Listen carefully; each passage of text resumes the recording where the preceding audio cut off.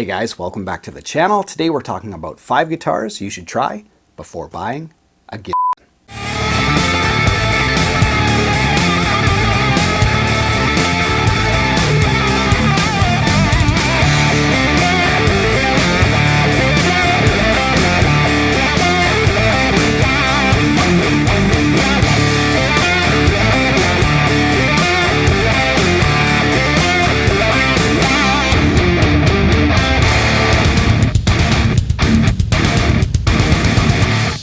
Yes, welcome back to the channel. In today's episode, we are tackling single cut guitars. So I've picked out 5 of my favorite single cuts that sound fantastic, that play well, that are built well, have awesome vibe, all for like a quarter of the price of a Gibson. Now, if you guys haven't subscribed to the channel yet, be sure to do so. Hit the bell to be notified when new videos come available. Other than that, let's check out the guitars. All right, so let's take a look at the single cuts we're using today. Now, I'll link to all the guitars in the video description below if you guys want the specs. I'm just gonna do a quick run through. So, single cut number 1 is from 10S Guitars. This is their GF series. Now, obviously these guitars come in all sorts of finishes, you know, traditional bursts, flame tops, all that kind of stuff. But this one is aged silver burst. Very, very unique, really cool. These guitars come in somewhere between $400 and $450. Now you guys know we can't have an affordable single cut shootout without featuring an EPIPHONE. Yes, the classic affordable Les Paul.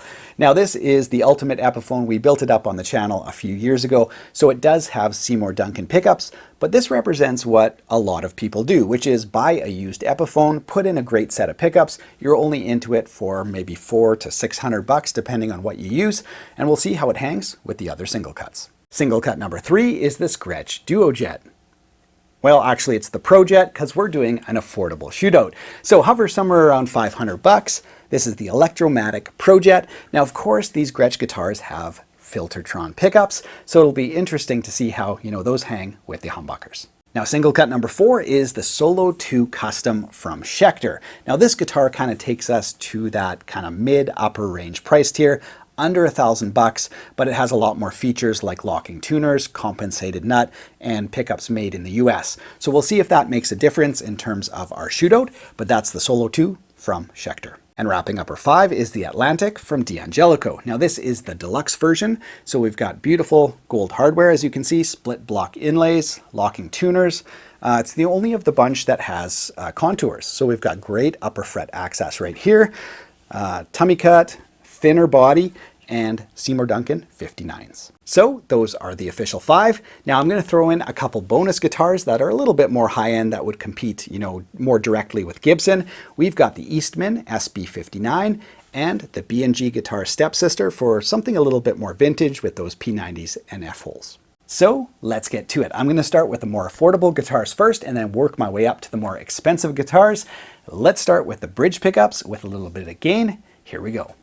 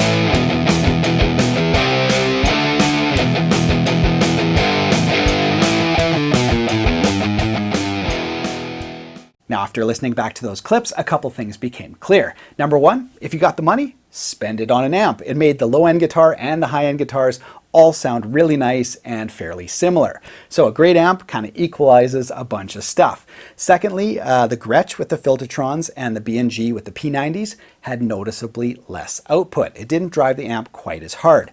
And the EPIPHONE with the Seymour Duncan P-Rails and the Schecter, the Solo 2 Custom, those ones definitely had the hottest pickups. Okay, now let's jump over to the neck pickup. We're going to clean things up a little bit, see if we can actually hear some of the character differences between these guitars.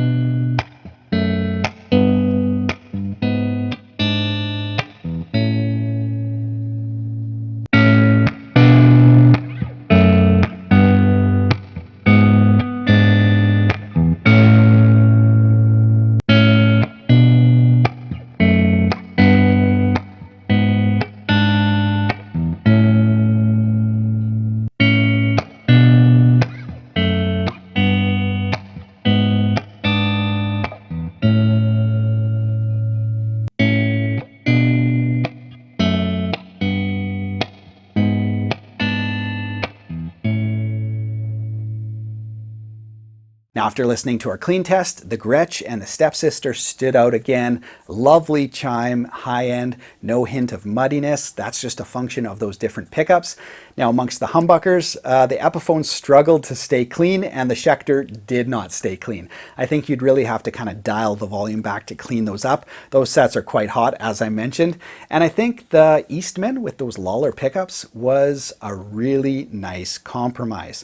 Not quite as much high end as, the GRETSCH or the Stepsister, but really nice balanced sound. Still warm humbuckery, but with a little bit of extra sweetness in the high end. Now, if we're going to be comparing single cuts, we got to test out that neck pickup with a little gain. So single cuts are known for having that creamy, smooth, liquid, sustainy, however you want to describe it, just kind of like that really smooth lead tone. Let's check out these guitars in the neck position with a little gain.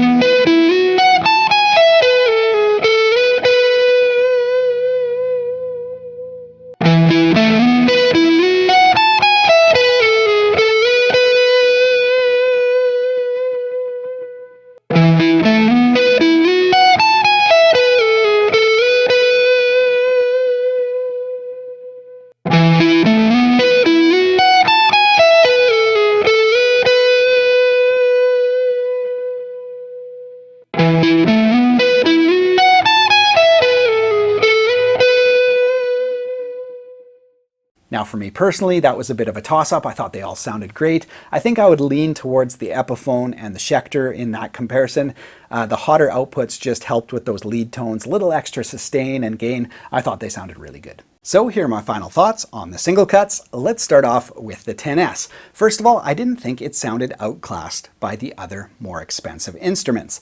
The pickups are Alnico 2 and they definitely are kind of moderate output. Not too hot, but I thought they sounded pretty good. And as I mentioned, it's just a cool guitar. It's kind of got some aged kind of relicking to it in this silver burst, very unique.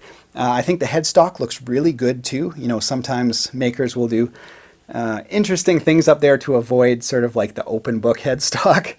But this one's really nice, classic looking, a great option for not a lot of money. Next up, the tried and true option for an affordable single cut. Yes, the EPIPHONE. These guitars always compare so closely to more expensive instruments.